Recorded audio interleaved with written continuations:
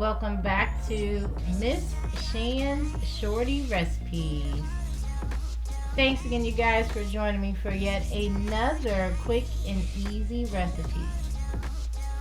Merry COOKMAS Day 9. Again, appreciate you guys so much for being here with me during this COOKMAS.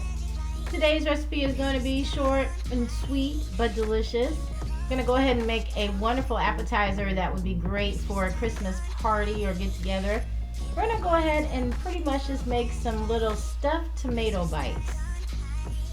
So these tomato bites are going to be stuffed with a wonderful cheese that's called Burrata cheese.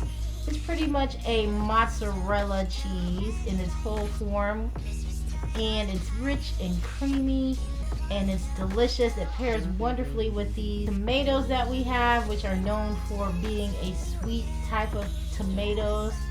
And then we're going to top it off with a little bit of fresh basil. So hopefully you guys are ready for this recipe. If so, please go ahead and leave me a thumbs up. Also, drop me a comment down below. Share this video out. Appreciate that.